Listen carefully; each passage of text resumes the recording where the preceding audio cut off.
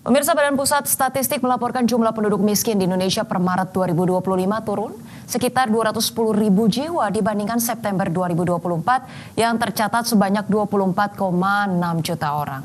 Penurunan angka kemiskinan ini lebih banyak didorong di wilayah pedesaan. Sementara kemiskinan di wilayah perkotaan justru mengalami peningkatan persentase penduduk miskin dari 6,66% menjadi 6,73%. Direktur Eksekutif KOR Indonesia Muhammad Faisal meminta pemerintah untuk segera menekan jumlah masyarakat yang menganggur di kota, yang menjadi salah satu penyebab naiknya kemiskinan perkotaan. Pasalnya berdasarkan data BPS, meningkatnya angka kemiskinan di perkotaan disebabkan meningkatnya jumlah setengah pengangguran di perkotaan, yakni masyarakat yang bekerja kurang dari 35 jam dan masih mencari pekerjaan. Faktor lain yang turut mempengaruhi kemiskinan perkotaan adalah kenaikan tingkat pengangguran pada laki-laki dari 5,87% menjadi 6,06%. Orang miskin meningkat artinya menjadi lebih parah permasalahannya di perkotaan yang artinya harus segera diatasi secara lebih serius di perkotaan ya. Dan ini juga berkaitan dengan bagaimana pengentasan kemiskinan yang lebih efektif, yang lebih sustainable, yang tidak hanya mengandalkan pada program-program bantuan sosial, tapi harus menyasar kepada program pemberdayaan masyarakat dan perbaikan tingkat jumlah maupun juga. Badan Pusat Statistik menaikkan garis kemiskinan di Indonesia menjadi Rp609.160 per kapita per bulan pada Maret 2025. Garis kemiskinan ini meningkat 2,34% bila dibandingkan September 2024. Badan Pusat Statistik melaporkan garis kemiskinan di Indonesia meningkat menjadi Rp609.160 per kapita per bulan pada Maret 2025. Garis kemiskinan pada Maret 2025 ini meningkat 2,34% bila dibandingkan September 2024 yang mencapai Rp595.242 per kapita per bulan. Adapun garis kemiskinan kota sebesar Rp629.561 per kapita per bulan lebih tinggi dari garis kemiskinan di pedesaan yang mencapai Rp580.349 per kapita per bulan. Garis kemiskinan di perkotaan tersebut tercatat naik 2,24% dibandingkan September 2024, sebesar Rp611.763 per kapita per bulan. Garis kemiskinan pedesaan pun juga meningkat 2,36% dari September 2024 yang mencapai Rp566.655 per kapita per bulan. Batas garis kemiskinan yang digunakan Badan Pusat Statistik ini berbeda dengan yang digunakan Bank Dunia. Perbedaan tersebut seiring perubahan metode penghitungan garis kemiskinan yang digunakan Bank Dunia dari standar Purchasing Power Parity 2017 ke 2021.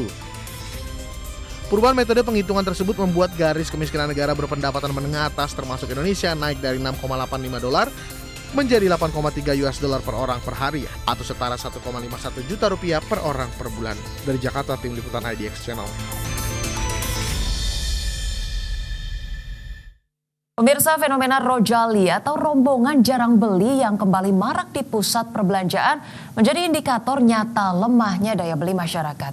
Istilah ini merujuk pada kelompok masyarakat yang datang ke mal beramai-ramai tapi minim melakukan transaksi belanja.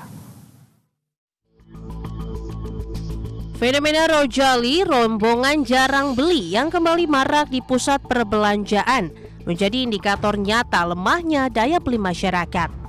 Istilah ini merujuk pada kelompok masyarakat yang datang ke mal beramai-ramai tapi minim melakukan transaksi belanja. Hal ini sekaligus menjadi tantangan serius bagi sektor retail dan usaha mikro kecil dan menengah di tengah ketidakpastian ekonomi nasional.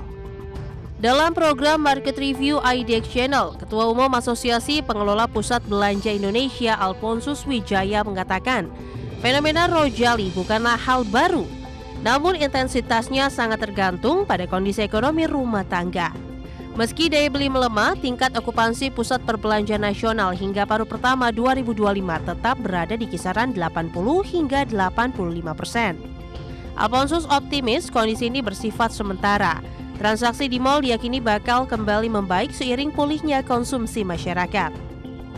Rojali ini selalu terjadi sepanjang waktu begitu di pusat perbelanjaan begitu. Hanya saja memang intensitasnya ataupun jumlahnya yang selalu berubah dari waktu ke waktu begitu ya. Jadi kan seperti kita ketahui pusat perbelanjaan itu fungsinya bukan hanya sekedar sebagai tempat belanja saja, tetapi ada faktor fungsi-fungsi lain seperti edukasi, pendidikan, hiburan dan sebagainya begitu ya. Alphonsus memperkirakan industri pusat perbelanjaan tetap akan tumbuh tahun ini meski hanya mencatat pertumbuhan 1 digit atau di bawah 10%. Tim Liputan, IDX Channel. Sementara itu pemirsa, dalam program Market Review IDX Channel, Ketua Dewan Pengawas Asosiasi Pengusaha Retail Indonesia atau APRindo, Jimmy Gani mengungkapkan kinerja sektor retail di tahun 2025 menunjukkan dinamika yang cukup menantang. Ya, ada pun beberapa kategori seperti makanan, minuman, dan kebutuhan pokok menunjukkan kinerja yang positif. Sementara sektor sandang gaya hidup mengalami penurunan. Jimmy mengungkapkan strategi yang dilakukan para peritel agar penjualan berangsur pulih, salah satunya melakukan omni-channel, yakni strategi yang menawarkan pengalaman pelanggan di seluruh retail fisik dan digital.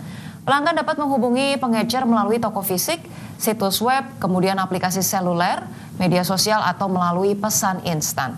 Jimmy juga menyoroti dalam beberapa tahun terakhir ini, banyak perusahaan retail yang gulung tikar. Menurutnya hal tersebut disebabkan oleh sejumlah tantangan seperti pelemahan daya beli masyarakat dan transformasi digital.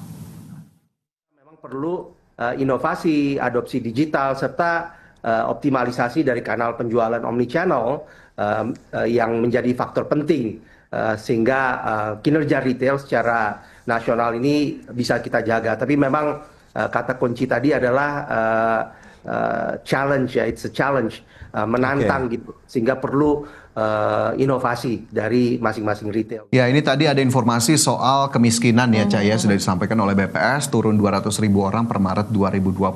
Tapi mungkin jika memang berdasarkan data menunjukkan penurunan, bisa dilihat kembali di lapangan seperti apa ya. Jangan sampai kemudian pendapatan yang ada yang memang secara kategori ini masih mencukupi, tapi ternyata dengan kebutuhan tinggi, inflasi yang terus naik ini tidak mencukupi, dan akhirnya sebetulnya banyak orang-orang yang kategorinya miskin atau miskin ekstrim yang belum terdata. Betul, karena kalau ditelaah lebih lanjut lagi tadi kemiskinan di perdesaan banyak mengalami penurunan, tapi kemudian di perkotaan justru malah naik begitu. Tadi ada fenomena Rojali, rombongan jarang beli, kemudian juga tadi sektor retail ternyata masih mengalami pelemahan begitu. Ini kan bukti nyata kalau misalnya angka kemiskinan ini indikatornya apa-apa saja, apakah sudah disesuaikan juga dengan realita di lapangan gitu ya. Ya, jadi sektor real juga ikut terdampak jika memang tadi daya belinya belum pulih, karena ya tadi mall memang disediakan untuk kemudian jalan-jalan gitu ya, melihat-lihat, tapi mungkin jika tidak ada yang beli ya ini cukup berat juga begitu bagi para pelaku usaha ataupun peritel di Indonesia.